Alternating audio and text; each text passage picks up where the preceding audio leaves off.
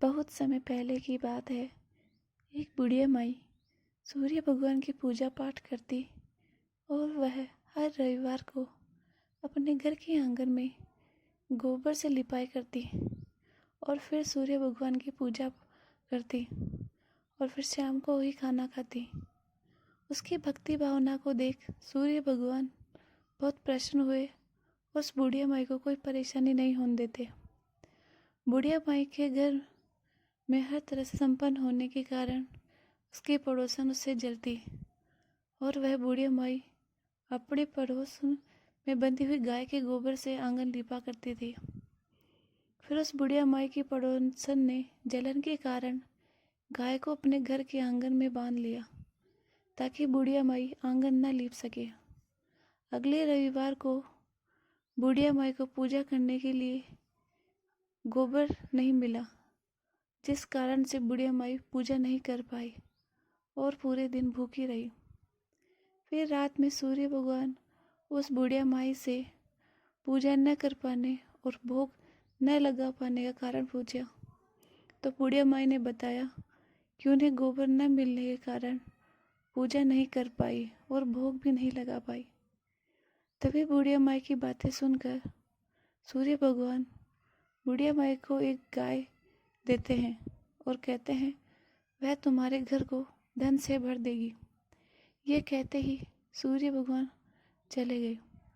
जब बुढ़िया माई सुबह उठती है तो वह देखती है कि उसके आंगन में एक सुंदर सी गाय और बछड़ा बंधा हुआ है। वह बुढ़िया माई देख चकित हो जाती है और वह गाय को चारा देने में लग जाती है। बुढ़िया माई के आंगन में गाय बंधी देख पड़ोसन की जलन और बढ़ जाती है।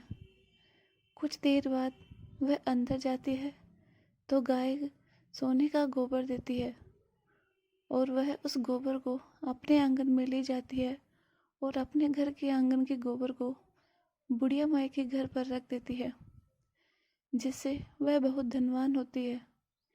ये सब बहुत दिनों तक चलता है। उधर बुढ़िया माई को कुछ पता नहीं होता। ये देख सूर्य भगवान उस पर बहुत क्रोधित होते हैं और क्रोध के कारण धूप बहुत तेज हो जाती है, जिससे बुढ़िया माई गाय और बछड़े को अंदर बांध देते हैं और रात में आंधी बरसात होने के कारण वह आंगन में नहीं बांधती। सुबह उठते ही वह सोने का गोबर देख हैरान हो जाती है और वह गाय को बाहर नहीं निकालती, जिससे वह पड़ोसन और जलने लगी। जलन के कारण उसने राजा को बता दिया और राजा ने उस गाय को अपने राज्य में लाने के लिए कहा। जब वह सैनिक बुढ़िया माई के घर पहुंचते हैं तो बुढ़िया माई जैसे ही सूर्य भगवान को भोग लगाती है तो सैनिक बुढ़िया माई की गाय और बछड़े को ले जाते हैं। बुढ़िया माई उन्हें खूब रोकती है, लेकिन वह नहीं रुकते और उस गाय को ले जाते हैं। गाय को बहुत सुंदर देख उस राजा को अपने राज्य में रख लेता है और उधर बुढ़िया माई बिना खाए पिए गाय को वापस लाने की प्रार्थना करती है। राजा सोने का गोबर देख हैरान हो जाता है, लेकिन सूर्य भगवान बुढ़िया माई को परेशान देख राजा के सपने में आते हैं और कहते हैं कि अगर तुम इस गाय को वापस नहीं दोगे तो तुम्हारे राज्य पर संकट आ जाएगा और तुम्हारी सारी संपत्ति नष्ट हो जाएगी।